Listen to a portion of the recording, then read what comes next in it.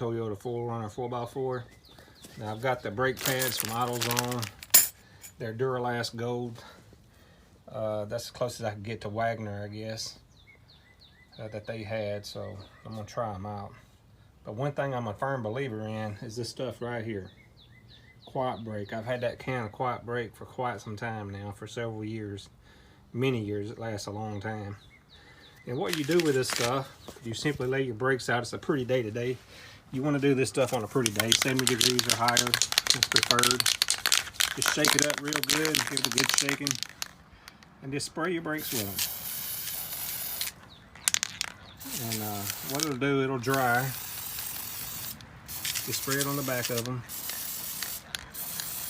and it's going to get sticky, really sticky. But just let it dry. Doesn't take a lot, and this stuff is something else. It's some good stuff. And just let it dry for a little while. You don't have to put much, like I said. Mostly where your caliper, the cylinder is going to be rubbing up against the outside of it right there.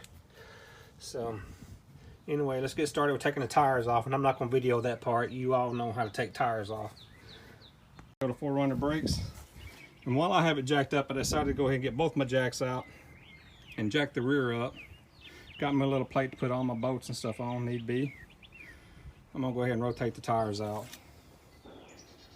Getting in the summertime, I wanna make sure all of it's right.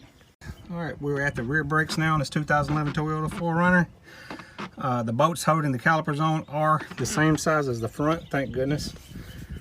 It makes it so much easier when they do that. 17 millimeter. There's two of them. Again, be careful before you take it off. I've done that and loosened everything up.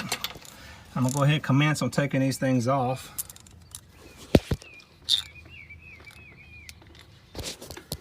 Again, you're gonna want to hold on to them. These do have a rubber line, and apparently I'm gonna get to use my brake caliper tool that I paid a whole whopping $8 for on Amazon. I hate buying Asian-made tools, I really do. God forbid, I hate it. But I don't use one of those very often. But I do. I've changed my brakes on all my daughter's cars because I like knowing what they have, and I always put Wagner on them. In this case, I'm using AutoZone, the Golds.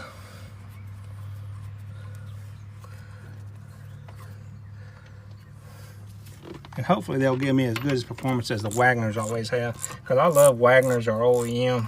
I really do. These Duralast Gold, though, they're supposed to be equal to the Wagners, so we shall see. Like I said, it's just two. Dang, there's some long bolts there, aren't they?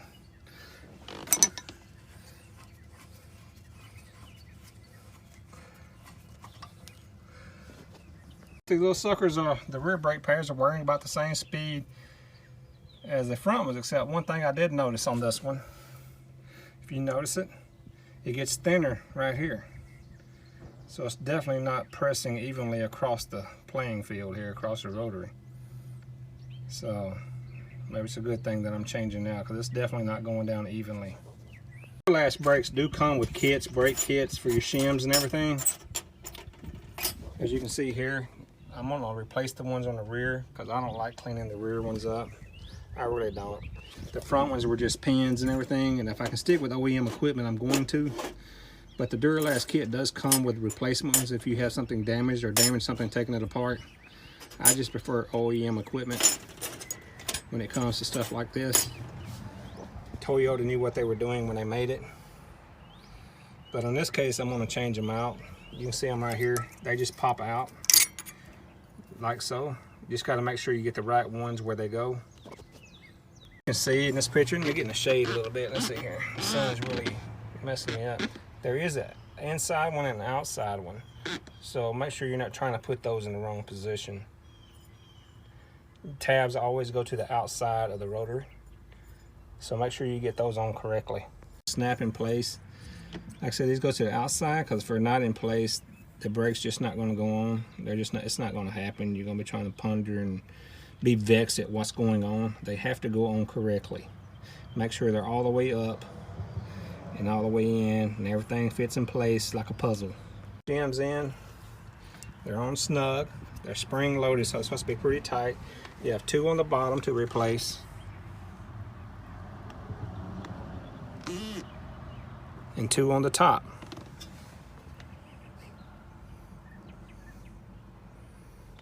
Outside, inside, outside. Make sure the tabs are facing outward.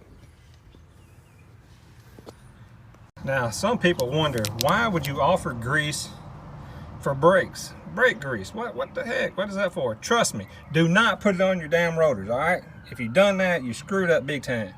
I actually know a guy that did that one time on drum brakes. He filled the entire drums with brake grease. Do not do that, okay? Do not do it. This grease is for these shims. You just take a little bit like that right there on my finger. It doesn't take much. And you lube your shims with it so the brakes can go in and out real easy. It doesn't take much. It just takes a dab. That's all it's for.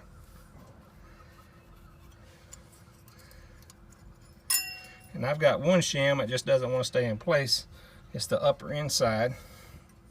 I'm going to have to take some pliers to hold of it, I guess, and bend it out. Make it a little tighter fit. Use my little $8 Amazon caliper tool. It should be called the brake cylinder caliper tool. I'm going to show you how to do this. Now the way I do it, some people push directly against the cylinder. I personally do not like doing that. Put your brake pad back in there like so. Hold it in place against the cylinder. Trying to prop everything up here. Get your little tool. Measure it just right. That end right here will go against your brake pad. And it will fit like so once I get it where I need it to be.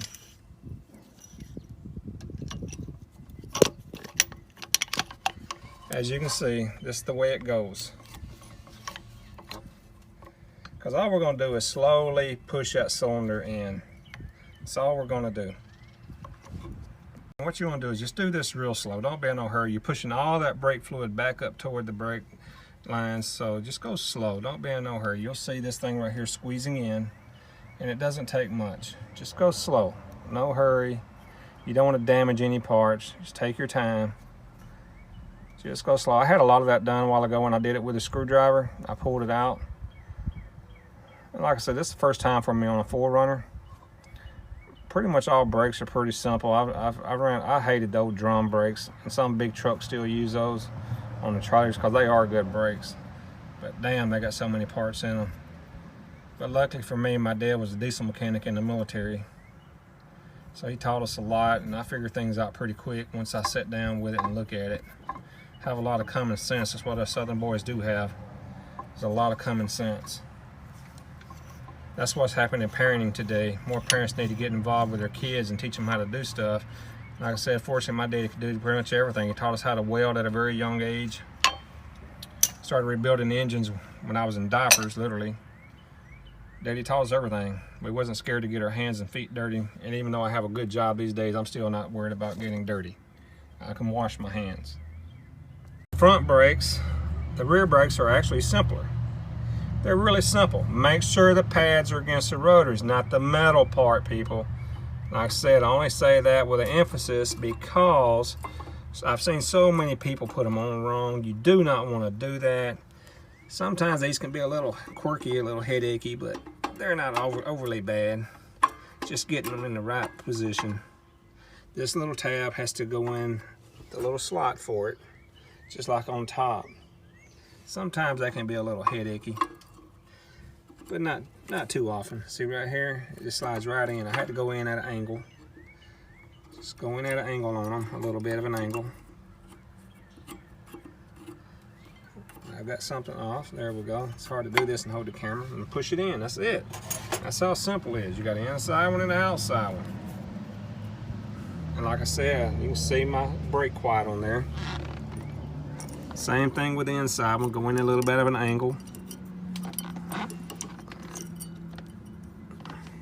This side, I've rotated the tires. Actually, I'm still rotating the tires. I got the front one on the back there. A lot of people say, well, the tires are so big. How can I get it on there? So heavy. I'm gonna show you an old trick. It's not an old trick. It's been around for a long time. It's not hard to do. Main thing is try to get your hose lined up with your lug bolts right there. try to get your hose lined up as good as you can. And what I do, Old Faithful right here, big old screwdriver, I like to roll the tire on top of it. It just makes life so much easier. And then you just pick it up and you put it on there. Voila, see that? There was no problem. I just put this on there, used it as a lever, picked up on the tire, lined it up, and it's easy. It keeps from having to struggle with it.